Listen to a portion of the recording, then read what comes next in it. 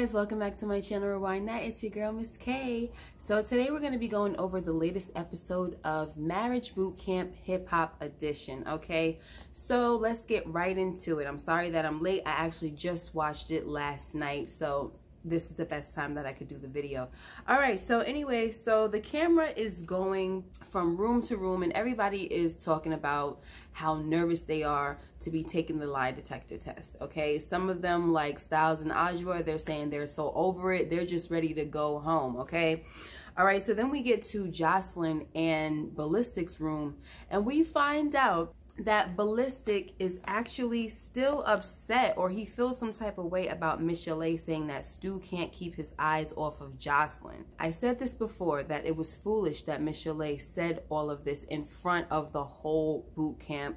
Okay, telling Joseline, or actually telling Judge Lynn Toller, that Stu basically has eyes for Joseline or thinks she's the most beautiful thing. I thought that that was reckless of her to do that. Okay, but at that time I said good thing that Ballistic didn't take it so bad. You know, he kind of just brushed it off, so it seems. So now we hear, when we get to Joseline and Ballistic's room, that he's actually bothered by it and he talks to her about it often, and so it's not as cool as we thought it was. All right, anyway, so Joseline says her advice to Ballistic is to approach him about what Stu said and to tell Stu to keep his eyes off of his girl, okay?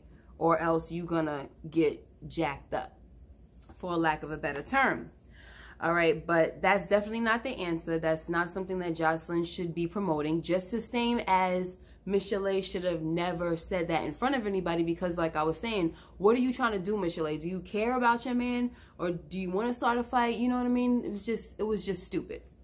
Anyway, so then Joseline decides to address the whole thing in front of everybody. So she basically repeats the same actions that Miss Chalet did earlier on in the season, saying the stuff in front of everybody, and it's just so embarrassing. I really feel bad for the guys at this point. Okay, all right, so Joseline feels like Ballistic might be using the whole Stu situation as an excuse not to take the lie detector test. So of course Ballistic is upset that she addressed the so-called elephant in the room and gets up to leave.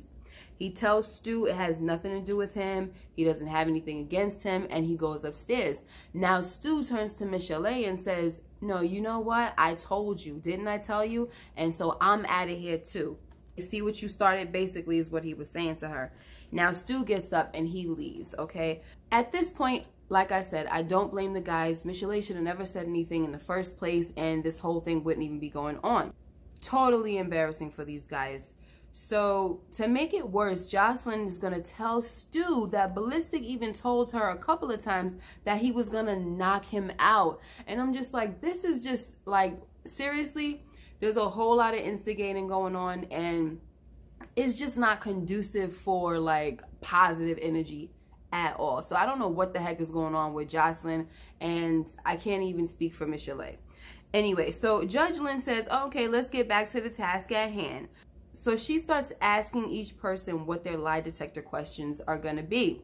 Okay, so Stu's question was, does Miss Chalet really love him? Which is a good question. Shawnee wants to know if CeeLo wants to marry her, which is another good question because the man has been stringing her along for a very long time, okay? Ajwa wants to know if Styles had feelings for the woman he had an affair with. Okay, wow. That was a good question, but it could stir up a little more trouble for them, especially if the question comes up to be true, I guess. Like, let's say he says no, right? And deception was indicated. That could cause problems for them. All right, so I don't know about that one. All right, so now Styles wants to know if Ajwa blames him for the death of their daughter, which I thought was very interesting. So I think that's a deep question as well. So when it's Joseline and Ballistic's turn, they cannot come up with any questions because they're going at it and they're just not in the mood at all. And Joseline's like, I don't have anything. And Ballistic's basically saying the same thing. All right. So the judge has to give them their questions. Okay. Anyway, So now, while some of the boot campers are taking their lie detector tests, the rest are outside talking, and Stu is asking them, have you ever seen me look at Joseline in any kind of way?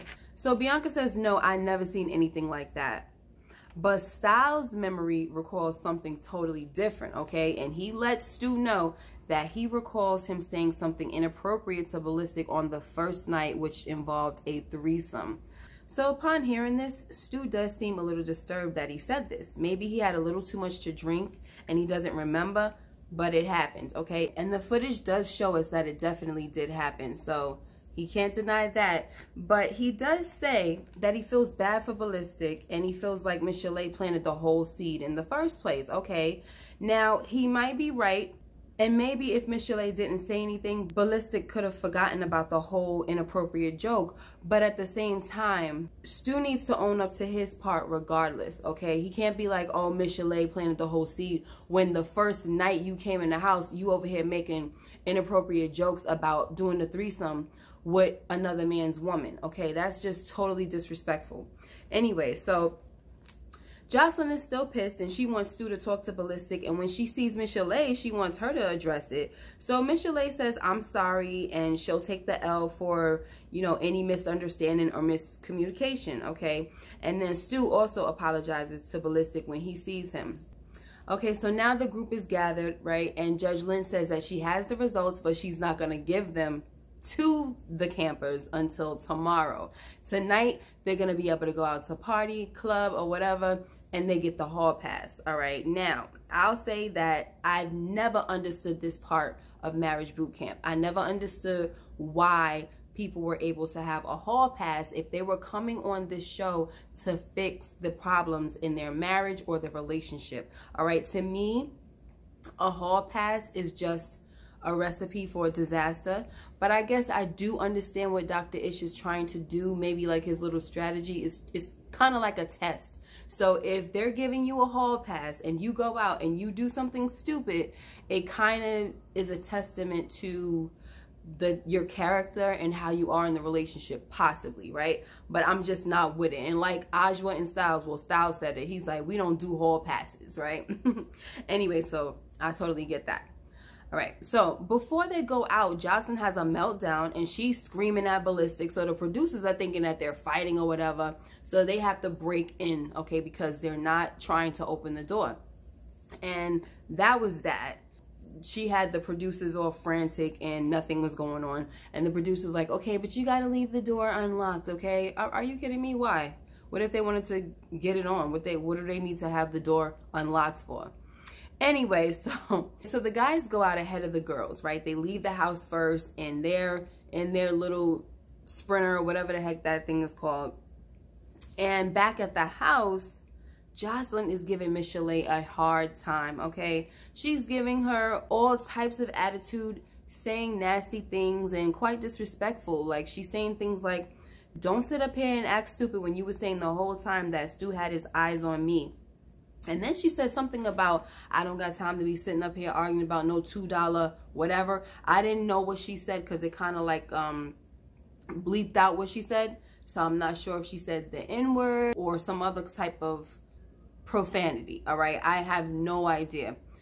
But she was being disrespectful. If she was talking about Stu saying he's a $2 Negro or whatever, that was very disrespectful of her, okay? Joseline could get very nasty. Anyway, but Miss Chalet was just over there closing her eyes like, whew, I don't got time for this. And just basically like, I have nothing to say. She really didn't have much energy for Joseline. And Joseline's like, why are you looking at me like that, sis? And so Miss Chalet was just like, I'm just listening, you know. She's like, I just don't have no energy for it. I really don't, all right? So while Joseline is acting all nasty, Shawnee's like, forget this. Who's ready to go out and party, okay? So she pretty much helped that situation out. Like, let's go, girls. We ain't got time for this. Let's go out, okay? All right, so they go out. And now at the club where the guys are, there's some girls that come over and they sit down with them, okay? And I noticed that Ballistic and Styles, they seem to be chilling. But CeeLo over there asking some chick, do you got a man at home? And it's like, why do you care if she has a man at home. Those are not the type of questions that you should be asking, okay? And of course, Mr. Party Animal chooses, he's all for the ladies. He's definitely not shy about that. And I don't think that if Bianca sees that footage with him being like just happy to be around the chicks and everything, I don't think she's gonna get mad at that, because she always says that it's about him just kind of like having feelings for one other girl. She don't want him catching feelings. We talked about this before. All right. And then we got Stu. He's kind of like in his own world and kind of like a VIP section, and he's talking to himself. You know, he done drunk himself into a stupor, and so he's like laid out. It's just poor guy at this point. All right. So anyway, meanwhile, the girls are at their club and they look bored as heck. Okay. Some of them do admit that they are too consumed with the results of the lie detector test that they can't even think about having fun. So they leave and they go back, all right? Now, as they're going back, Miss Chalet says to the ladies that Stu is pretty much a done deal. Now, I really feel bad in this case. Basically, if Miss Chalet is treating Stu like he's disposable, it does make me feel bad for him, because he's said time and time that he loves her, okay? And for her not to show the same love, it does make me feel bad for him. So I'm kind of scared for Stu. I feel like he might get his heart broken, all right? Because Miss Chalet really, I don't know what kind of game she's playing. I really don't. At this point, I don't know what kind of game she's playing, okay? Because my thing is, if you were celibate, why would you break your celibacy for a man that you were not in love with, or that you weren't at least falling for? You know what I mean? It just really doesn't make any sense to me. Like, I just don't. I feel like if you take that vow to be celibate, the person that you actually break the celibacy with should be someone that you kind of plan to have a future with. Other than that, it wouldn't make any sense to just be celibate at all. Not to say you got to be out freaking everybody. I'm just saying, what's the point of the vow? It should be something, first of all, sacred, right? And it should make a whole lot of sense. Like, the person that breaks the celibacy, you really should be considering marrying, right? Or sometimes people are celibate until they get married. Like, they want the person that they break the celibacy with to be their husband. That's how it normally goes, Miss Chalet. So I don't understand her at this point. I'm totally confused, okay? Now, the ladies get back to the house and the guys are still clubbing, okay? They are just having a blast. They just feel like we needed to get out the house. We needed to get out away from the ladies and just breathe. So you can always leave it up to guys to just be down for the party, right? Anyway. So I guess we'll see what happens next week, right? We'll find out. Judge Lynn did say that there were 4 deceptions that came back from, I guess, 4 different people, right? And so we're going to find out what's going to happen. We did see a preview that next week is when Choses and Bianca are going to be physical. Well, actually, she looks like she's being physical with him, and I don't know if he's trying to push her off or whatever. But the point is that he may have failed the lie detector test, maybe, or maybe she did. I don't know. Next week is the last week, and we're going to find out who's going home with their person that they came with, or who's going to be a free agent. All right, that was my review, guys. Let me know what you guys thought about this episode. It was okay. Leave your comments down below, of course. Thank you to my new subscribers. Welcome. Make sure you hit that notification bell so you know when I upload more videos like this one. Okay, so before you guys go, I have mentioned my book before. It's called A Stone Unturned. It's a mystery novel, and I do believe that during this quarantine time, if you're a reader, or maybe you haven't, maybe you want to tap into reading now, you should definitely get this book. Okay, I will put the link in the description box below. It's $13.95 on Amazon.